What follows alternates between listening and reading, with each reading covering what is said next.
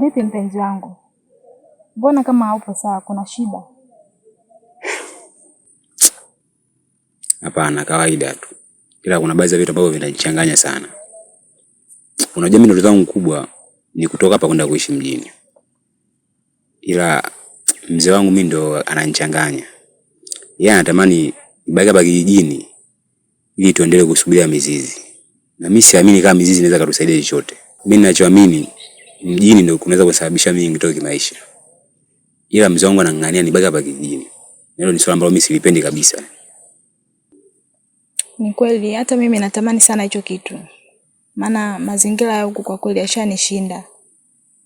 Alafu kingine, usipende kila kitu umshirikishe baba. Maana hawezi kuturuhusu si kutoka twende mjini. Sawa mpenzi wangu? Vitu vingine unatakiwa uamue wewe kama wewe. Basi sawa, usije kwenye hilo. Wewe sana mpenzi wangu, mimi nitakufanya, nitajitahidi. Fanya juu chini ili tutoke hapa kijijini. Twende mjini, twende tukafurahi maisha yetu. Basi sawa, nimekuelewa. Tuko pamoja katika hilo.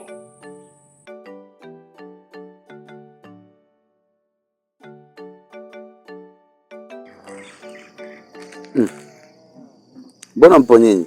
Kaka zenu kwa? Wamelala. Lakini sio mbaya kwa sababu nyinyi mpo, basi mtanisikiliza ninachotaka kuambia wanangu. Unajua enzi zile za zamani, babu yenu ambaye aliyenizaa mimi, yeye aliishi hapa kwa muda mwingi sana. Kipindi anaishi hapa alisema kwamba hapa kuna mizizi inaunganisha ardhi na roho za waliotangulia. Sio, mnanielewa? Huyo ni babu yenu ambaye aliyenizaa mimi. Mizizi hiyo ndio siri unayotaja kila mara baba? Hiyo mizizi ni zaidi ya mti. Mizizi hiyo ni baraka. Mizizi hiyo ni nguvu. Pia ni kiapo. Hadithi za baba naona kama vile zinanipa kitu. Kama unaona kuna kitu unakipata kupitia hadithi hizi, ni vizuri sana, kwa sababu nyinyi ni watoto wa kike. Na nyinyi mnavyozidi kuendelea kukua, nyinyi ndio walinzi wakuu wa familia zenu. Pale mnapokuwa na familia, mama ndio anayesimama mstari wa mbele kuielimisha familia yake, kuilinda familia yake, kuitembeza katika njia iliyo sahihi. Mwanamke akiwa kwenye misingi iliyo bora, familia lazima itakuwa bora. Kama mwanamke hana maadili yoyote, hata familia yake haitakuwa na maadili. Sababu wewe ndio mwanzo, muda wote wewe uko na familia yako. Kwa hiyo baba anasimama, lakini wewe ndio nambari moja kuilinda familia yako. Kwa hiyo wewe unataka uwe ndio kichochezi wa kwanza kwenye familia yako kuizungumzia mizizi. Msije mkaiacha wanangu. Mmenielewa? Asante. Nashukuru kwa kuwa mmenielewa sana wanangu.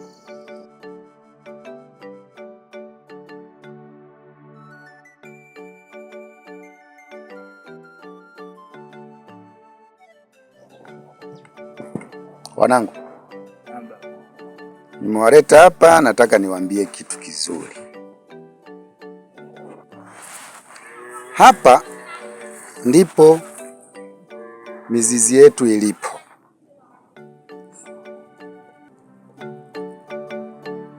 Zamani kulikuwa na misitu mikubwa sana, na ilikuwa na miti mingi kama vile miombo na mingineyo. Na hapa ndipo babu zetu walipokuwa wanafanyia matambiko. Waliweza kuita mvua, waliweza kuzuia magonjwa pia. Ndio maana nimewaleta hapa muweze kutambua. Na hii ndiyo alama iliyobaki. mpaka sasa hivi sisi tunailinda. Lakini baba, hakuna kitu, ni udongo tu. Musa, udongo huu ni kama kitabu, na usipokisoma kitabu hiki utabaki hauna historia. Hapana baba, tunahitaji kuona kitu cha kweli, si maneno ya kitabu cha udongo.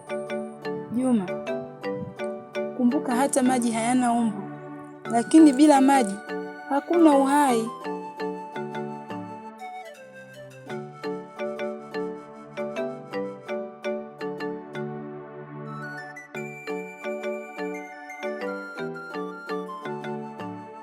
Ninahisi mizizi iliyoko ndani imebeba kitu, ni kana kwamba inavuta pumzi.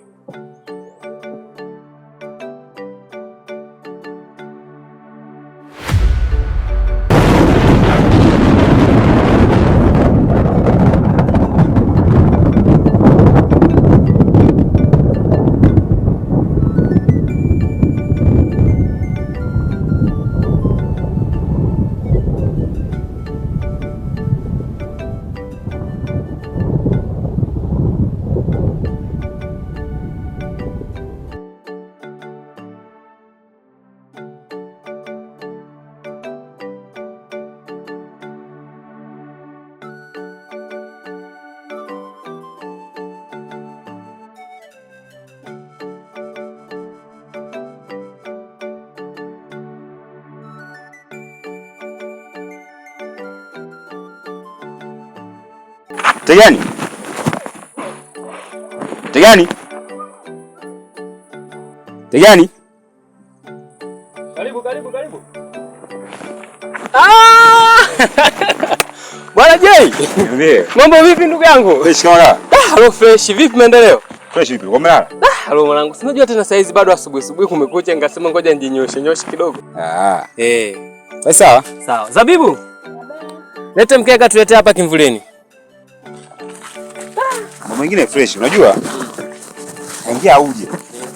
Sijakuja kukuona. Sasa leo nikaamua nije nikuone. Ni kweli ndugu yangu. Maana hata mimi mwenyewe sijaamini kama leo hii umekuja kunitembelea. Unajua ni kitambo sana. Kabisa, unajua tena? Maana kumbuka toka kipindi kile yule mzee nani yule? Mpaka jina nimemsahau. Alikuwa ametegaga nyani kipindi kile, unakumbuka?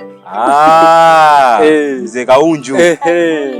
Sasa baada ya wewe kwenda kutegua ule mtego wake, alianza kutembezea bakola wote. Karibu sana ndugu yangu hapa nyumbani. Unaonekana ndugu yangu sura yako ina nuru, umeng'aa. Kumbe bado hajabadilika. Ni kweli, mjini kule kuna raha yake. Na kijijini pia bado patabaki tu kwa kijijini. So ndio maana tumeamua tuje huku kupambana, then tunarudi wapi? Mjini tena kwenda kufanya maisha yetu ya kawaida. Lakini kinachonishangaza sasa, watu wa mjini mnakuja vijijini. Na sio vijijini tunatamani kwenda wapi? Mjini. Hapo imekaja. Ni kweli, maana wa kijijini mnatamani kuja mjini na sisi wa mjini tunatamani kuja kijijini. Ila sisi wa mjini tunatamani sana kuja kijijini kwa sababu ya kuja kuwekeza kwenye masuala ya kilimo na mambo mengine. Na then mimi nimekuja huku kwa sababu ya kufanya kilimo, kama vile unavyojua mzee wangu kwa sasa hayupo. Na mashamba ambayo ameniachia, kwa hiyo inabidi niendeleze kuyalima na mambo mengine yaendelee. Okay, sawa. Sasa mimi ndio zangu mkubwa mwenzako. Ni kutoka hapa kijijini na kwenda mjini. Ni kweli. Na hapo umefanya maamuzi ya kiume. Sababu siku zote wanasema mcheza peke utunzwa. Na hapo umeamua jambo la msingi sana. Uwezo ukangangania sehemu moja. Umezaliwa hapo, umekuwa hapo, umezaa hapo. Yaani hata akili yako inashindwa kutanuka. Kwa hiyo mimi cha kukushauri, karibu sana mjini ili tuweze kupambana. Basi sawa, wewe si bado upo hapa? Mimi bado nipo sana kwa sababu paka nimalize kusafisha shamba lile kule juu, nije kulima ile hapa chini, nimalizie kupanda hapa. So ndo nitaanza sasa safari. Basi na shida, tuendelea kuchonga. Basi sawa ndugu yangu, mimi nipo. Juma mwanangu, Miss, mimi ni baba yenu. Nataka niwaambie kitu kimoja wanangu. Hakuna jambo lolote lisilokuwa na mwanzo. Kila jambo lina mwanzo wake na mwisho wake. Sasa kama mimi mzazi wenu sijawatengenezea msingi ulio bora kwenye maisha yenu, lazima mtafeli.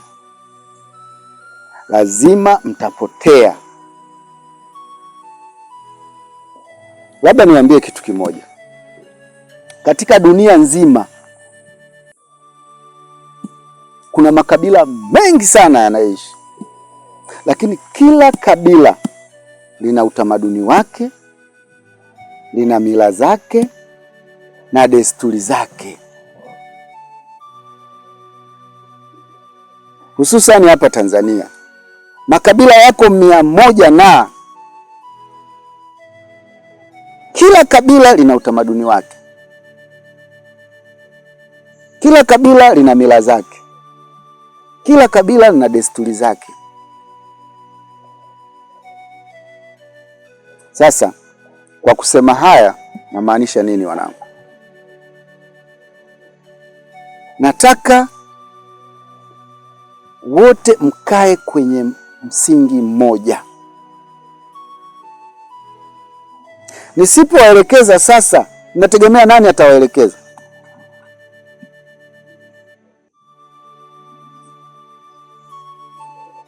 Siku zote mtu asiyetambua utamaduni wake ni sawasawa na mtumwa tu, kwa sababu haelewi anatoka wapi, anakwenda wapi. Yaani ni mtu tu anakuwepo. Sasa Juma, Hamisi, nyinyi nawaona kidogo kama mnataka kucheza kidogo, kama mnataka kuyumba.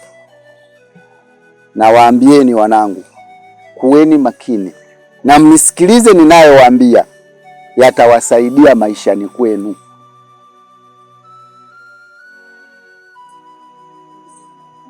Sijui tunaelewana? Ndio, nimekuelewa. Sasa kama mnanielewa kwa haya maneno niliyowaambia wanangu, naomba kila mmoja afuate vile ninavyomueleza. Sawa? Sawa. Mimi leo sitaki kuongea sana, bila tu nimejaribu kuwaeleza haya.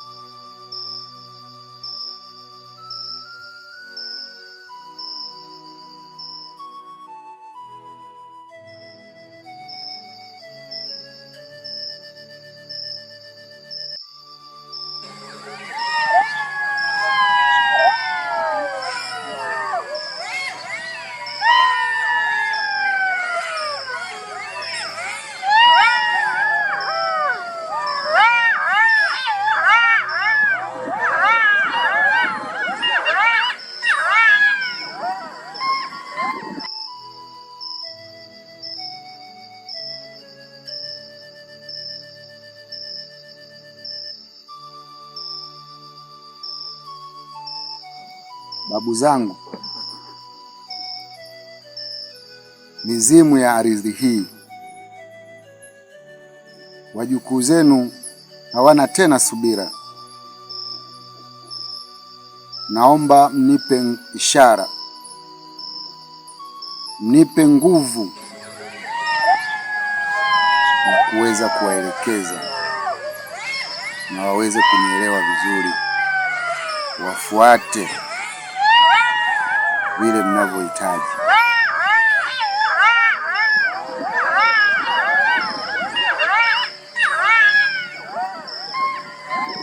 Mizizi haiwezi kuota bila mshikamano. Fundishe watoto wako umoja, mshikamano na upendo, ndipo mizizi itakapoamka.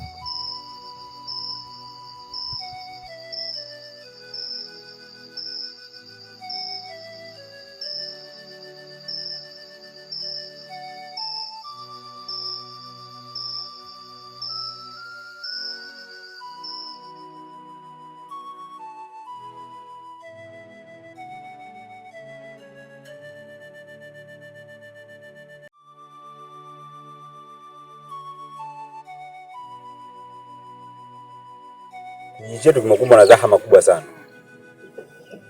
Leo ni siku ya pili sasa, maji hayatoki. Hii inaonyesha laana ya kijiji inatutafuna. Kaka, acha kuwa na mawazo hayo bwana. Hii ni ile kawaida tu. Ndoto ya jana ilinipa mawazo. Niliona miti ikimea, tena mizizi ikikua chini ya ardhi. Ila ndoto ni ndoto tu, labda inaweza kaa ina ishara. Kaka, usidharau ndoto. Baba alisema kila kitu kina maana yake. Lakini ndoto pekee haiwezi kuokoa njaa yetu. Tunahitaji hatua halisi. Lakini hatua bila roho ni bure. Hatuwezi kupigana na mizizi kwa mikono tupu. Ninajua kitu kimoja. Ni lazima tuishi kwenye ndoto, historia, pamoja na nguvu zetu. Bila hivyo, tutabaki vipande vipande. Jamani, maji hamna? Ndio. Maji na siku ya pili hapa yatoke. Umetoka mbali. Pole.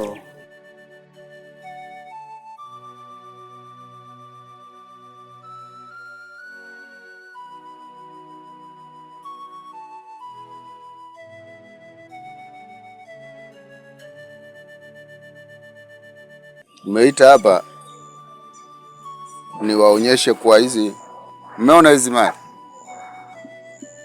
nimezipokea mikononi mwa babu yenu, na babu yenu naye amezipokea mikononi mwa babu yenu tena. Mpaka hapa unaona zimefika kwa sababu gani? Nimepita kwenye misingi iliyo bora, wana maadili, nimedumisha mila, desturi na tamaduni, na ndio maana mpaka sasa hivi mnaniona namiliki hizi mali. Lakini baba, hizi mali ni chache. Unadhani zitatutosha? Kaka, zinaweza zikatutosha, ila tunahitajika tuongeze nguvu nyingine. Umesikia? Uchache huu mnaouona mikononi mwa baba yangu mimi nilizipokea zikiwa chache zaidi ya hizi, na baba yangu mimi naye alizipokea kwa babu yenu mwingine zilikuwa chache zaidi ya hizi. Alipita kwenye misingi na maadili na tamaduni zikawa, na mimi nilipita kwenye misingi na maadili na tamaduni zetu nikadumisha mizizi. Leo ziko hivi kama mnavyoziona. Lakini na nyinyi wanangu, kama mtakaa kwenye misingi iliyo bora, naamini kabisa hii mifugo itaweza kuwa mingi zaidi ya hapa. Haswa nyinyi hapo wawili. Nyinyi wawili. Sio mnaitikia tu kwa kichwa hapa, alafu baadaye mnapita huku mnapita huku. Yatakayo wakuta mtajua nyinyi wanangu. maisha ya zamani na sasa yanabadilika.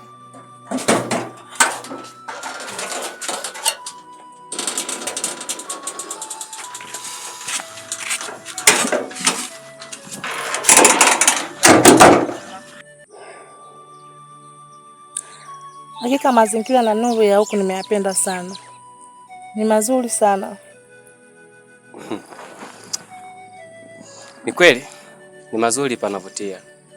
Ila inapaswa tufanye jukumu ambalo limetuleta huku. Tujiandae kurudi mjini. Nimeyapenda mazingira ya huku. Ni kweli. Kwa tutakuwa tunarudi huku? Ya, tutakuwa tunarudi mara kwa mara kwa ajili ya kuangalia mazingira ambayo tumeacha huku. Basi twende. Sawa.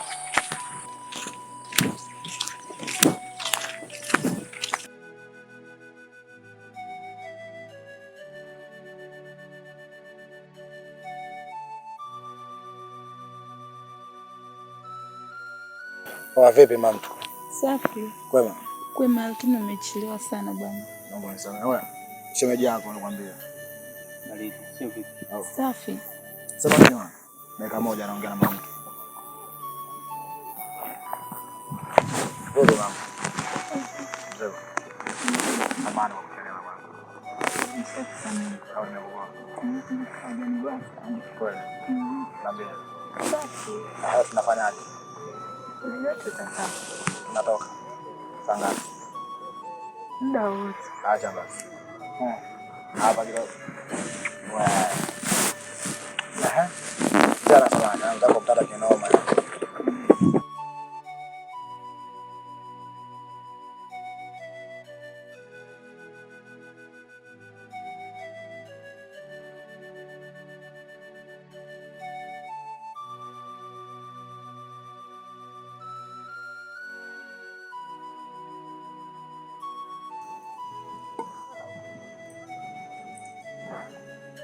Twende nyumbani.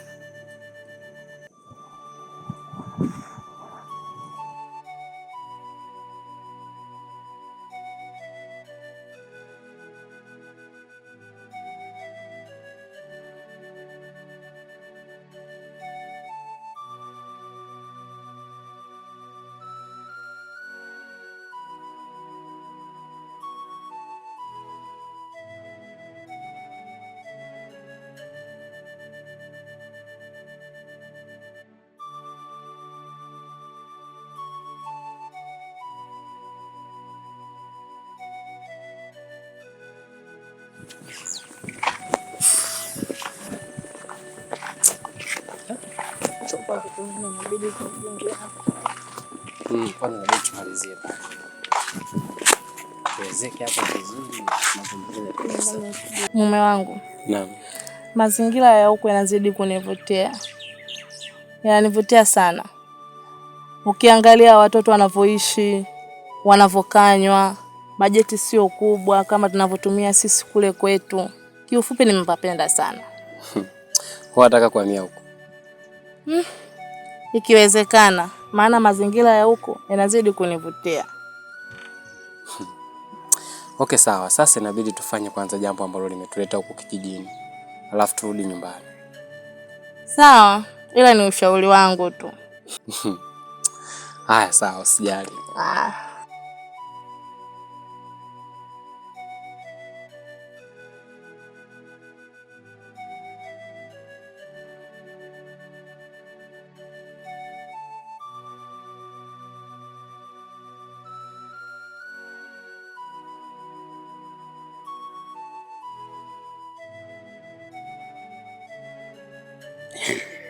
Bwana bro, mimi jambo lolote ni moja tu. Mimi bro wangu nilikuwa nakuomba umsikize baba anachosema. Huenda atakuwa ameona kitu kingine zaidi yetu. Naomba tu umsikilize anachosema. Tubaki mtaani tuendelee kupambana. Sio vizuri kukaa mbali mbali. Unajua tatizo la mzee ni kitu kimoja. Mzee ameng'ang'ania kwenye mizizi. Kila siku ya Mungu anapiga kelele mizizi. Lakini ukiangalia mizizi haina inachotusaidia. Kila siku tupo hapa. Tunahangaika na maisha ya magumu, lakini yeye anadili kwenye mizizi. Mizizi inatusaidia nini? Hamna chochote inatusaidia. Alafu inawezekana kwamba anatubana sisi tusende mjini. Anatuonia wivu sababu sio baba yetu mzazi. Sawa kaka, ila unaposema kwamba sio baba yetu mzazi, hapo utakuwa unakosea. Yule ni damu moja na baba, kwa hiyo usiseme hivyo na kuomba, na kwamba anakuzuia na maana yake. Unaweza kaenda ukapata matatizo kwa sababu umetoka bila baraka zake. Kwa hiyo unachokuomba bro, msikilize tu anachosema yeye mwenyewe baba. Tatizo la mzee, yeye anang'ania kwenye mizizi. Wimbo wake mkubwa ni mizizi. Mizizi. Mimi sioni faida ya mizizi. Sababu kila siku mizizi tu hamna kitu kinacholeta. Hali imekuwa ngumu, mazao yapatikani hapa kijijini. Lakini mwisho wa siku kwamba nini? Tusubiri mizizi. Mizizi itatoa majibu. Inatoa majibu gani? Ni bwana sitamani kabisa kukaa hapa. Mimi ninachotaka mimi nilikutoka hapa, niende zangu mjini nikatafuta maisha. Sawa. Unaweza kaenda, ila unaweza kaenda bila baraka zake mwenyewe. Na akakuta mambo lazima utarudi nyumbani. Kwa hiyo msikilize anachodai. Inapoonekana Musa, mimi na wewe hapa hatuelewani. Kwa hiyo mimi nikuache niondoke zangu.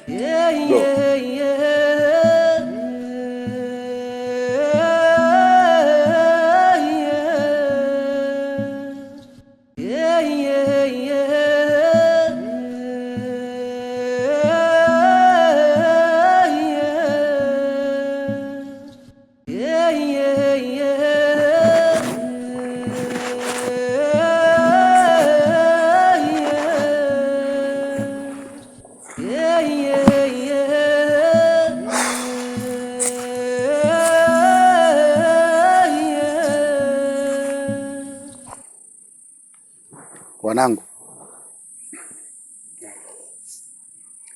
mimi naendelea kuelekeza moja hadi moja, hatua hadi hatua. Leo nimewaleta hapa, nafikiri mnaona na miti hii ipo toka enzi za mababu na mababu, na mababu hawa waliitunza, na ndio maana leo mimi nimeikuta na nyinyi mmeikuta. Hii miti inahitajika tuitunze, inahitajika tuilinde, pia inahitajika tuitumie itusaidie katika maisha yetu. Wanangu, katika dunia hii kila kabila lina tamaduni zake, na mtu yeyote ambaye hafahamu utamaduni wake, yeye ni mtumwa, kwa sababu hajui anakotoka wala anakokwenda.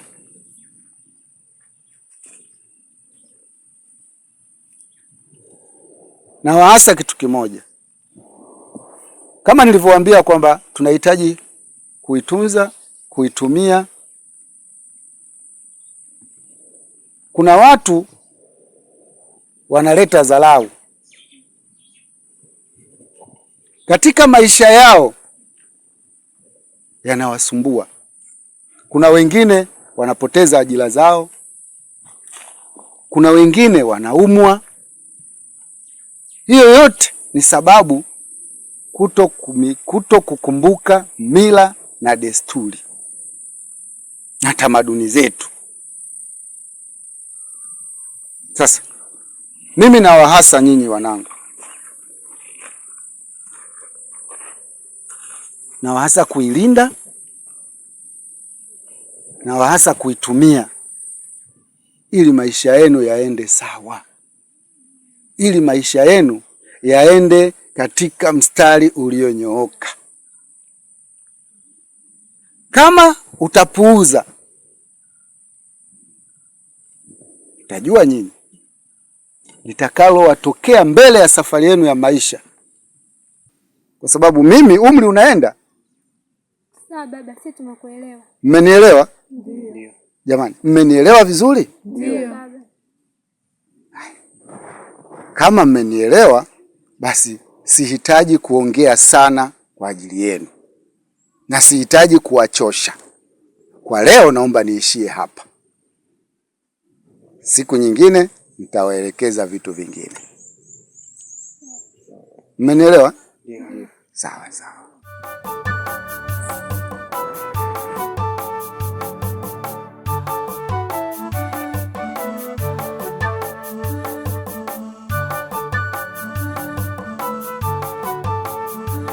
Tuwakengele madawa.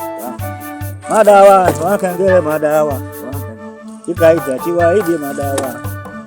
Kikaue, chiwaidi madawa.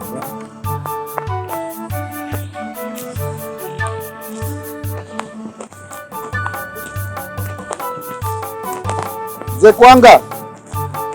Zekwangaika. Zekwangaika. Ndio bwana Rebeka. Umbe upo huko. Zamandi. Karibu ndugu yangu. Karibu bwana. Bwana wewe, wewe tena tu kijijini hapa. Ndio. Karibu sana bwana. Asante sana. Habari za nyumbani? Bwana nyumbani salama. Karibu bwana. Ninaona tukapumzika pale kidogo. Bwana. Mbona kule hakuna shida? Tukae tu hata hapa. Kweli? Tunakaa tu hapa bwana. Haya. Tunaongea hapa mambo yanaenda bwana.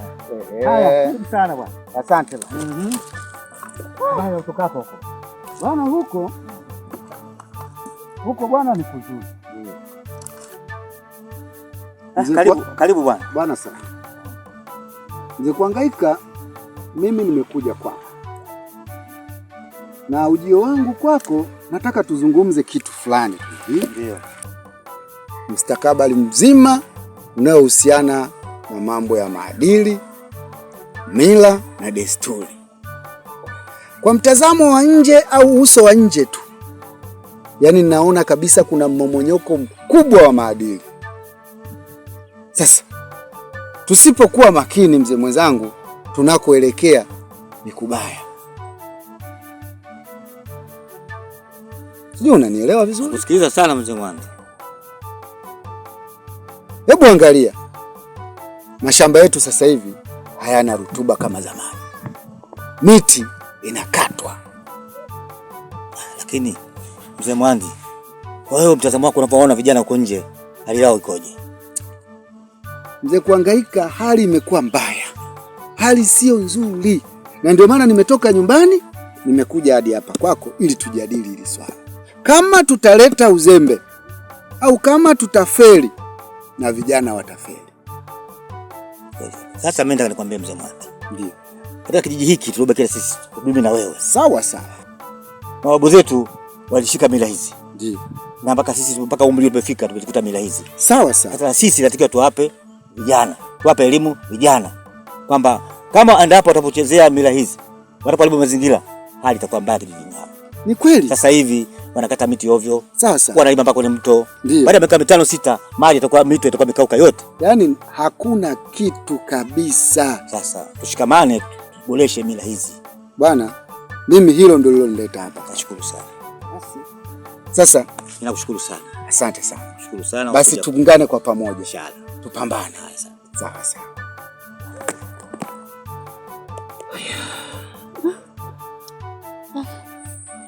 Niangalia sana kama nimekuchukiza. Shida nini? Mboga. Ndio maisha ya kijijini hayo. Japo mazingira huku nimeyapenda ndio, lakini mboga leo tupike majani ya boga. Majani ya boga na wazi. Bora ukachune matembele kule bondeni. Yana karanga matamu.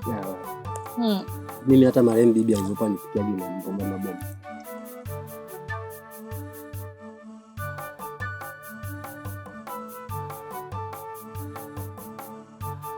Karibu. Karibu ndugu yangu. Asante bwana zenu. Salama, karibu sana. Asante. Una mguu mzuri ndugu yangu. Nadhani nina hamu ya kula basi. Sina hamu kabisa leo. Kuna nini uko? Mbona kama una ndugu yangu siko sawa, maana hata hamu ya ugali hapo sina kabisa. Unajua mzee wangu mimi bwana anaendelea kunichanganya sana. Kimsingi hataki mimi niende mjini. Anaangania mizizi tu. Mimi sio ni faida yote ya mizizi.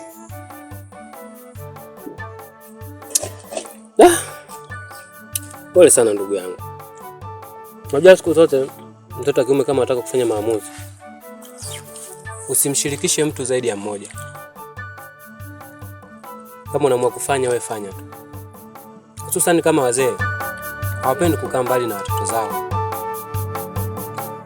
Kwa hiyo wewe kama unataka kutoka toka. Acha kumpa mzee mawazo potofu. Shemeji, mbona hapa ni pazuri?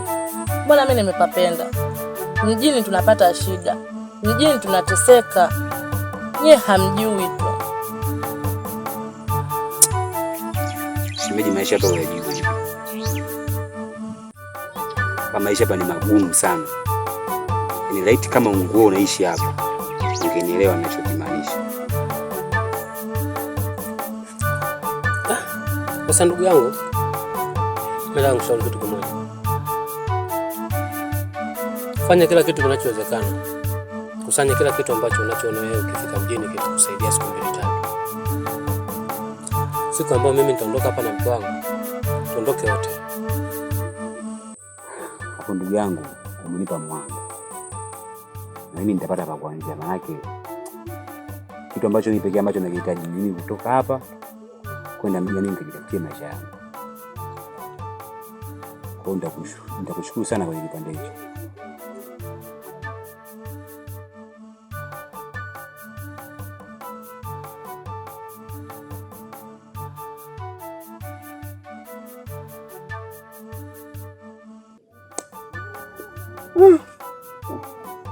Nilikuwa nikiota ndoto mara kwa mara, ila ndoto hizo huwa zinanitisha.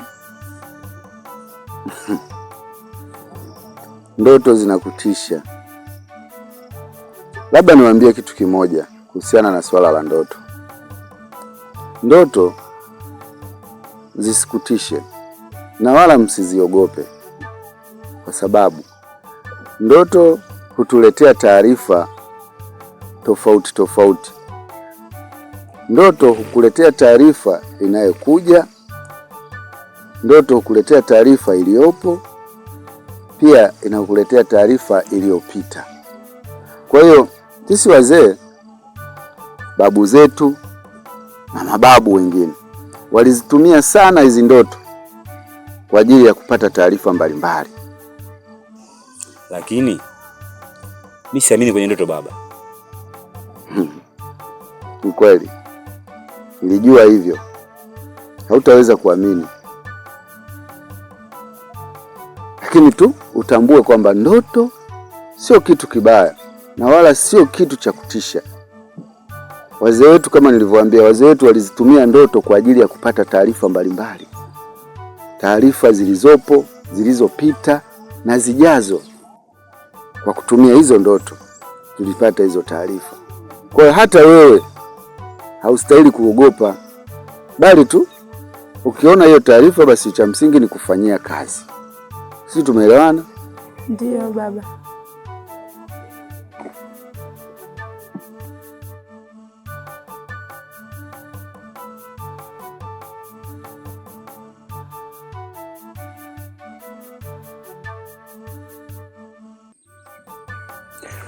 Ni muda mrefu mno umepita, na kila siku umekuwa ukinipa majibu yale yale.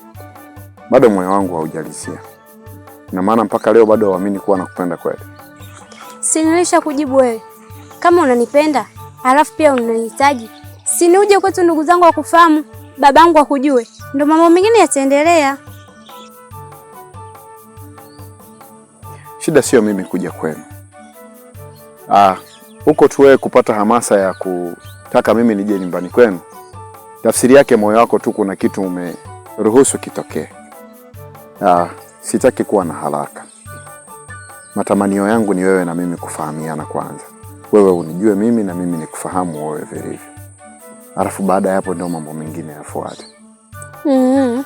Unijue, nikujue. Mambo mengine ndio yatafuata. Vipi kama ukanipa mimba? Alafu kwetu hawakujui. Ndugu zangu hawakujui, babangu hakutambui. Ukanikataa. Sura yangu nitaweka wapi?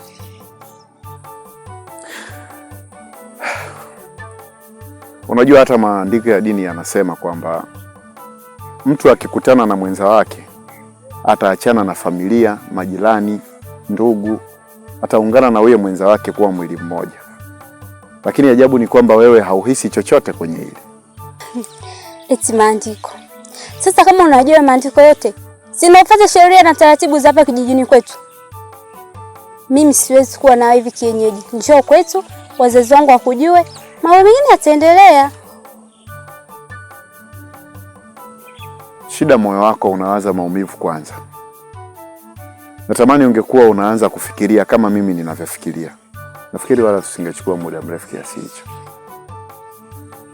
Sasa nisikilize. Kama hauhitaji kuja nyumbani kwetu, basi unapokuwa unaniona njiani, usione unanisimamisha. Iwe mwanzo na mwisho. Na ukiendelea, nitamwambia babangu. Yeah, yeah, yeah.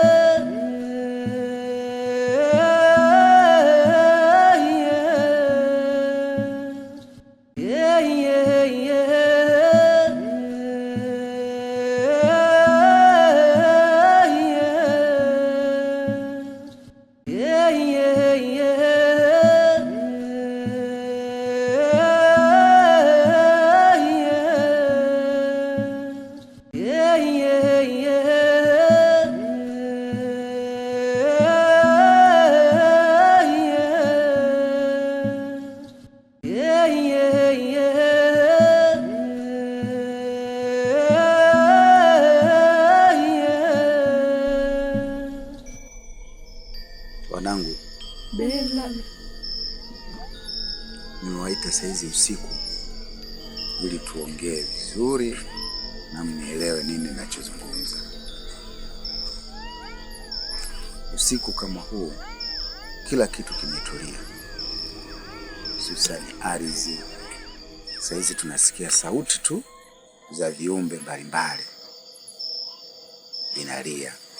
Kwa hiyo ni usiku mzuri ambao unaweza kuongea na nyinyi mkanielewa vizuri zaidi. Bado niko pale pale, nazungumzia mizizi. Hatupaswi kuikata. Namaanisha kwamba lazima tuishi katika misingi iliyo bora. Tufuate mila zetu, tufuate tamaduni zetu, tufuate desturi zetu ili maisha yaweze kwenda vizuri. Lakini baba, kwa nini usingeamsha na kina kaka pia? Sawa sawa. Swali lako ni zuri sana. Nimewaita nyinyi kwa sababu nyinyi wanawake katika jamii zetu ndio nguzo ya familia. Nyinyi wanawake kama mtakosa kuwa na maadili, hamtaweza kuongoza familia zenu. Kwa hiyo ni watu ambao muhimu sana, na ndio maana nimeamua nije niongee na nyinyi wanangu kwa usiku huu, muda uliotulia kabisa. Lakini baba, kutisha ndio migawanyiko yetu na ndio chanzo cha udhaifu wetu pia. Baba, kila mmoja wetu amebeba hofu, lakini mababu anataka mshikamano. Sawa sawa kabisa. Mimi niwaambie kitu kimoja. Huu ndio wakati sasa. Ama tushikamane au tutupane. Kwa nini nasema hivi? Kama ulivyosema, muda kama huu mababu zetu wametulia, wanahitaji tushikamane, na kweli tunahitaji mshikamano wa kutosha, na wanaendelea kutusisitiza, na ndio maana hata mimi nimekuwa mstari wa mbele kuwasisitiza wanangu kwamba tusije tukatoka nje na mizizi. Sawa baba, tumekuelewa. Umeelewa vizuri? Ndio. Sawa. Msije mkabadili tofauti, mkaenda tofauti tena na matakwa ya mizizi. Ni muhimu sana. Umeelewa? Ndio. Asante sana. Haya, twendeni tukalale sasa.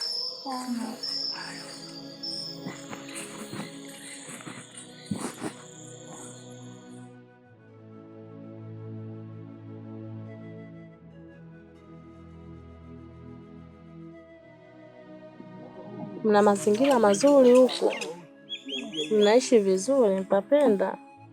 Maana nimewaangalia toka nimefika, mna tabia njema sana na maadili mema sana. Ndio maana toka nimefika nimeona hapa leo nakuja kupiga story hapa. Karibu. Kusema kweli nipapenda sana huku. Kwa maadili mliokuwa nayo, nipapenda sana huku. Yaani maadili ya huku tofauti na ya mjini. Yaani wewe unasema eti mpapenda hapa kijijini. Mimi sipapendi. Natamani nifike mjini. Alafu navyosikiaga huko mjini ni kuzuri. Natamani hata sasa hivi hapa mtu akiniambia twende. Nasikiaga mjini kuna manyumba yale marefu. Yanaitwaje vile yale? Magorofa. Magorofa. Alafu nikasikiaga ikifika usiku mataa yanawaka, mataa mengi yale. Natamani nikayaone. Alafu si nimesikia kuna mabarabara yale yanapita juu, yale mabarabara gani yale? Hivyo vipo nje. Ndani ndo kila kitu. Ndani mtu unaamka asubuhi unaenda kununua miogo labda ya shilingi 1000. Napata hiyo 3 na tunakunywa chai saa 6, tunapitiliza. La tusile au tule. Mnakaa kwa amani huku hivi, mnakula mnavyotaka mida yote. Alafu huko mjini kulivyo ni kubaya. Kwanza kuna tabia chafu. Kuna tabia za ovyo. Mimi siwashauri hata kidogo kwenda. Na mkienda mtapelekwa klabu. Klabu ndo nini? Klabu ni watu ambao wanakaa kwenye starehe. Klabu ni wasichana wanavaa nguo ambazo hazifai. Ni nguo mbaya. Halafu klabu ni kuna uchafuzi mbaya sana. Ndio maana naambia mjini sio sehemu nzuri. Mbona huku mnakaa vizuri? Mna maadili mema, mna tabia njema, mnaishi kwa amani. Mimi nashauri msiende mjini. Basi saa mimi mjini yaka nitapasikiaga tu. Siendi ni mgaiti. Basi sawa. Maana mimi nimepapenda mazingira yenu hapa mnavokaa, ndio maana nimeamua niwe nakuja kupiga story hapa. Karibu. Karibu. Haya sawa.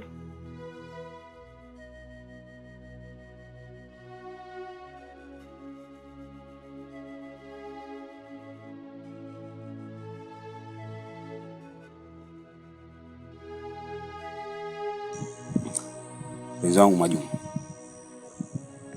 nimekuita hapa, kuna jambo la msingi sana kanaongea na wewe. Kitu gani hicho?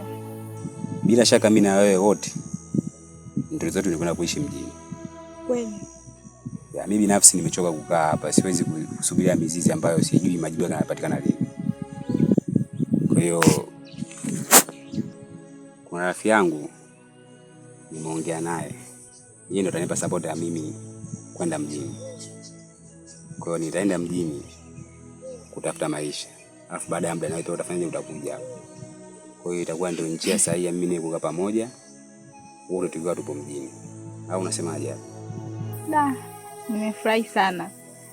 Usikia kwa sababu unajua mimi nakupenda sana wewe, kwa sitamani hata siku moja kwamba nikukwaze au nje nikukose.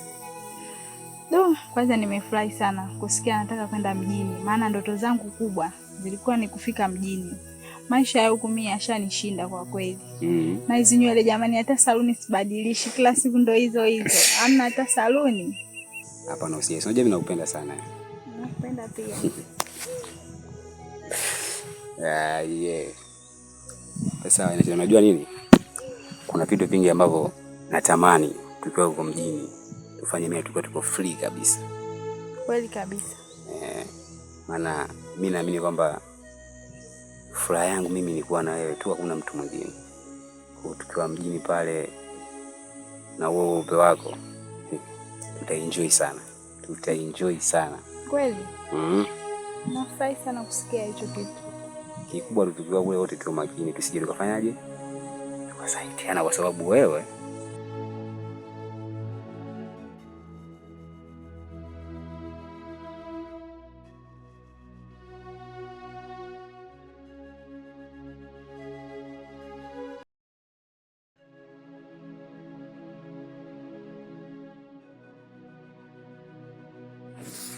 Ndugu zangu, nimewaita leo tuongee mawili matatu, tukumbushane, tuwekane sawa, kupeana msisitizo juu ya utunzaji wa mila zetu, desturi pamoja na tamaduni zetu.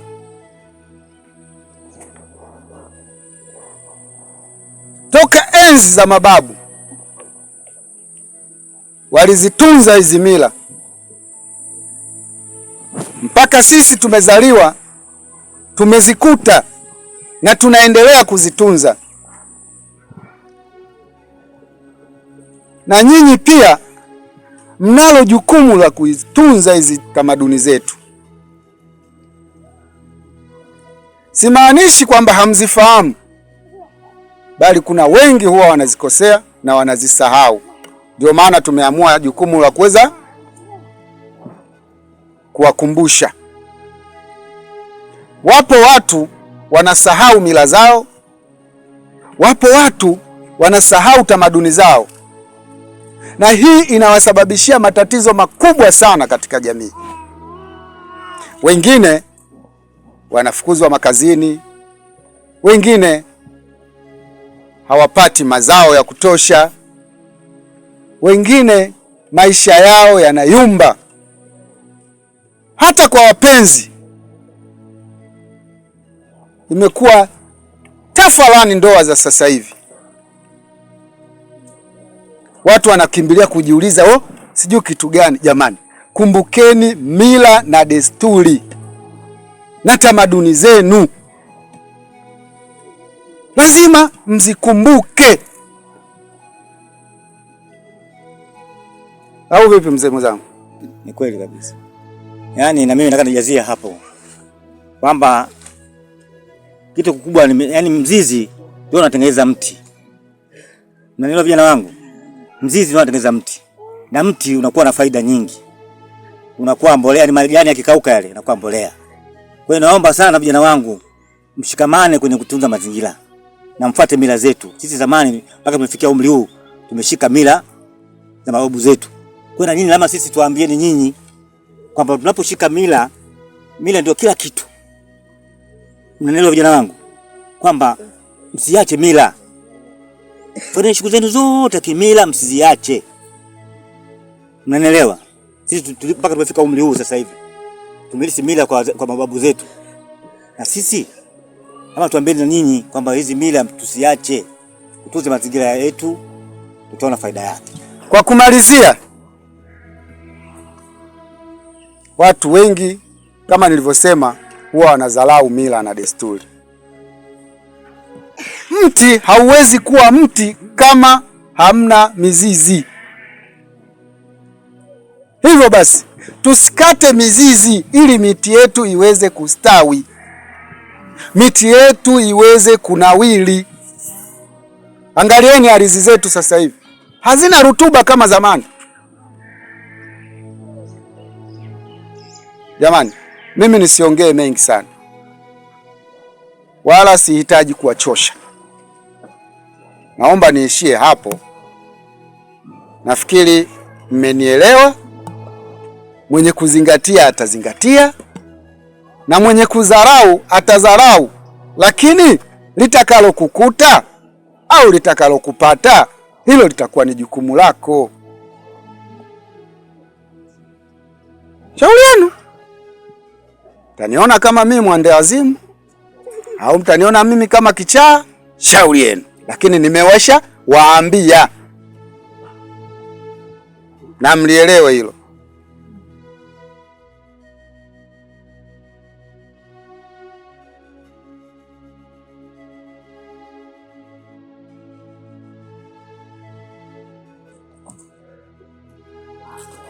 Mume wangu. Naam. Mazingira yako yanazidi kunivutia siku hadi siku.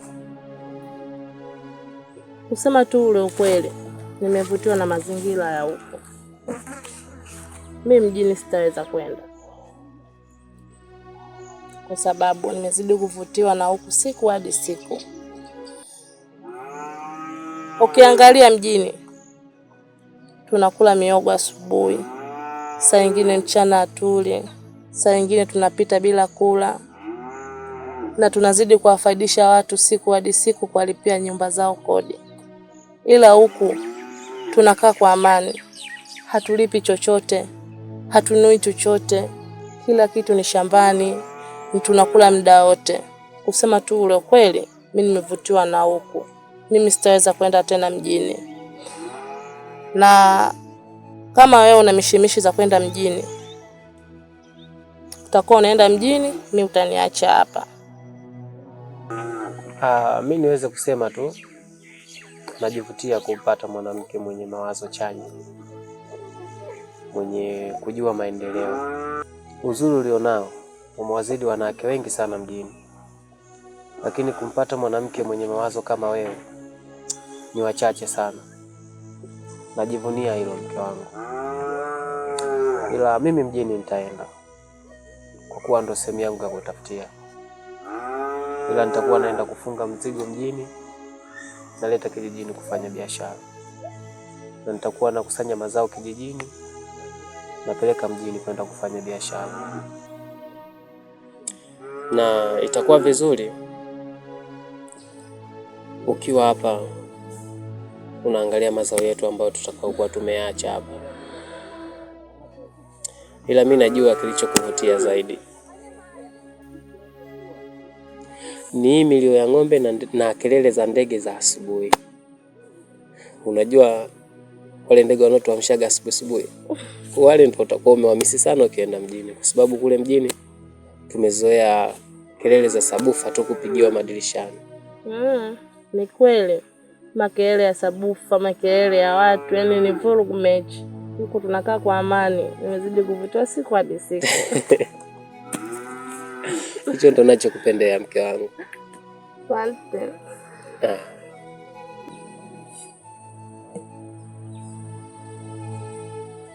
Nisikilizeni wanangu. Kila siku najaribu kuwapitisha sehemu tofauti tofauti, na lengo kubwa muweze kufahamu juu ya historia zetu. Mona haya maeneo, hii sehemu ni sehemu ambayo inatakiwa ithaminiwe sana, ni sehemu ambayo inatakiwa itunzwe. Sehemu hii ilikuwa inatumika na mababu zetu, walikuwa wanahifadhi vitu vyao, walikuwa wanafanya matambiko aina mbalimbali. Mnaona kile kiota? Mnakiona kile? Kwa lugha nyingine anasema kile ni kiota, lakini kile sio kiota kama mnavyofikiria nyinyi. Ile ni sehemu ambayo ni chombo ambacho kilikuwa kinahifadhi silaha. Wazee wetu, babu zetu walikuwa wanahifadhi silaha zao pale, ili kipindi hicho cha mapambano. Sasa mimi ni waase tu kwamba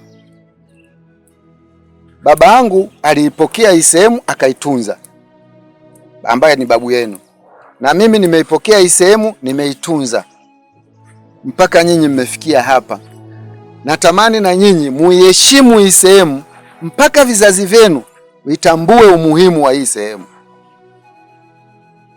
Tumeelewana? Ndio. Umenielewa?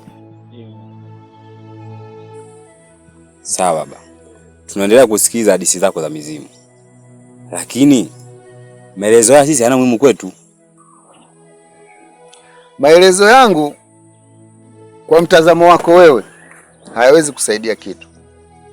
Lakini hii sehemu ina umuhimu na wewe ina uwezo wa kukusaidia sana katika maisha yako, kwa sababu mimi baba yako nilikuwa naitumia hii sehemu mpaka kuwalea nyinyi mpaka leo mmefika hapa mlipofikia.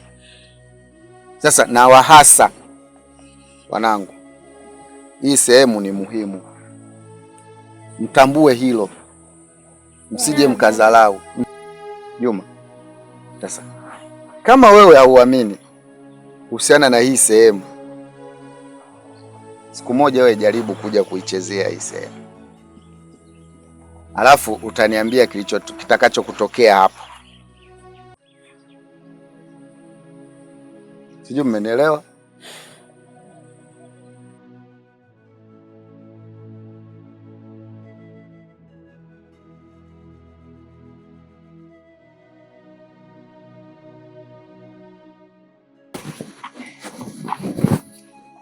Vipi? Vipi ndugu yangu? Fresh kama kawa? Kama kawa. Naona mwenyewe. Unajua tena mishemisha asubuhi kukagua. Sawa, mimi nadhani muda umeshafika kama tulivyokubaliana. Vipi? Safi, inakuwaje? Fresh. Sasa ndugu yangu, mimi kuna kitu kimoja ambacho nimejifunza sana toka nilipofika hapa kijijini. Maana nimeona bora nisiende mjini, nibaki tu hapa kijijini. Kwa sababu kile ninachokifuata mjini mpaka kitokee kijijini ndo nikipate mjini. Kwa hiyo nimeona bora nisiende tu, nibaki hapa. Lakini tulikubaliana kwa tunaondoka wote. Ni kweli tulikubaliana. Lakini baada ya kukaa na kujiuliza, nimejifunza vingi sana hapa kijijini. Na nimeona mila nyingi sana ambazo watu tofauti, makabila tofauti wakiwa wanafanya, ambayo yamenifanya nisitoke hapa. Yamenifunza mengi sana. Kwa hiyo we kama unaenda mjini, nikushauri usiende. Maana wahenga wanasema mkataa kwao mtumwa.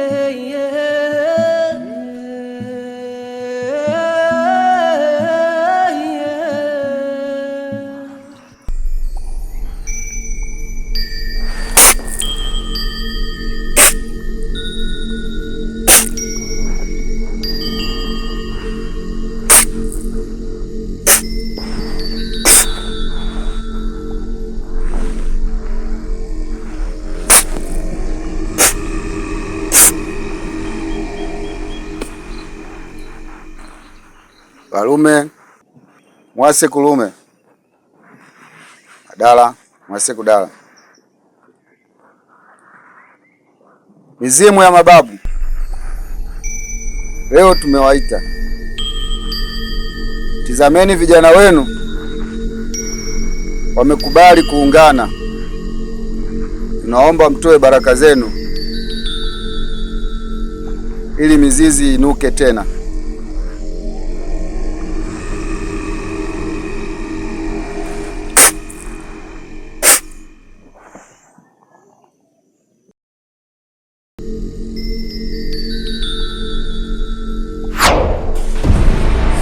Usiogope, tulieni. Sogeni. Sogea, usiogope, sogea.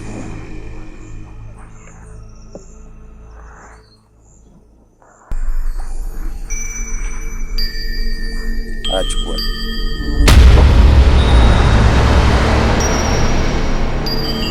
Chukua chukua, usiogope.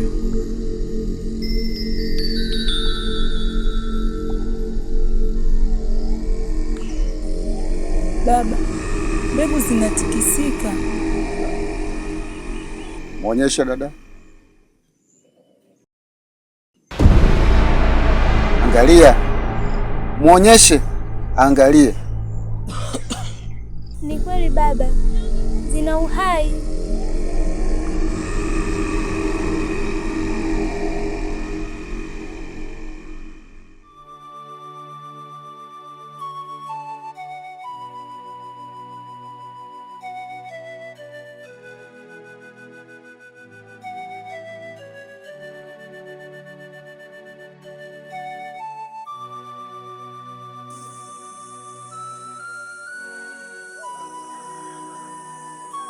Sawa, labda sasa nitaamini.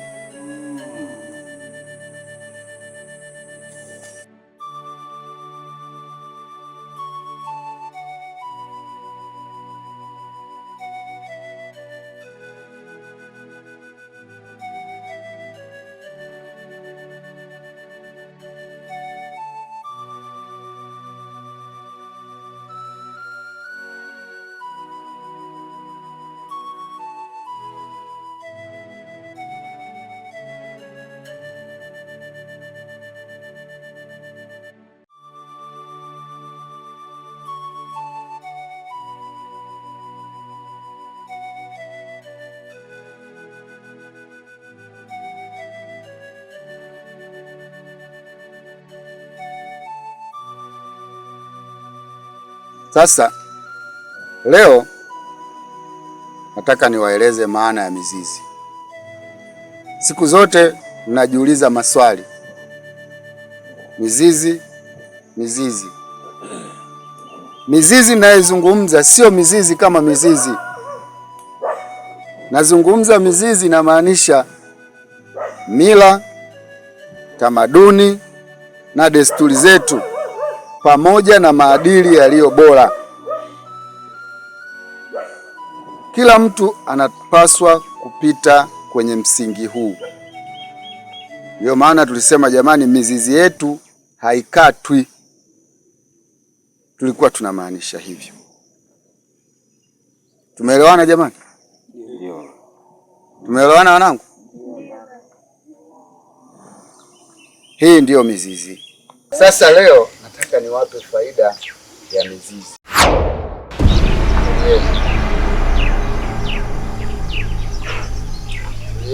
Sogeni karibu. Mizizi mnayoizungumza sio mizizi mnayoifahamu. Mizizi nazungumzia maadili. Mtu aliyekuwa na maadili nzuri ndiye tunaizungumzia hiyo mizizi. Mizizi tumeiweka mfano wa hayo maadili: tamaduni, mila,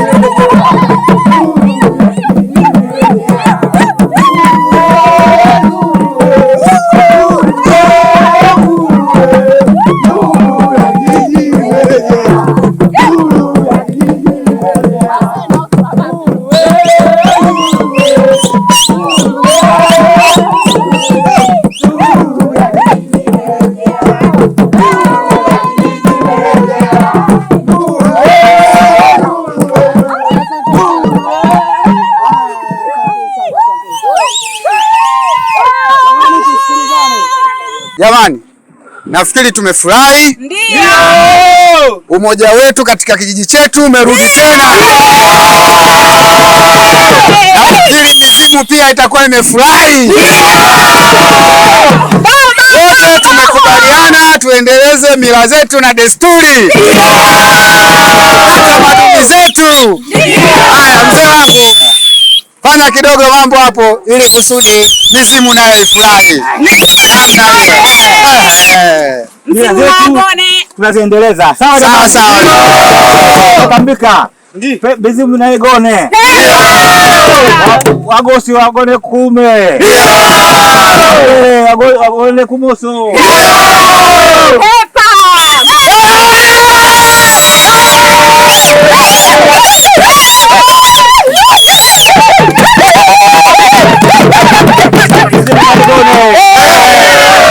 Mizimu nayo igone.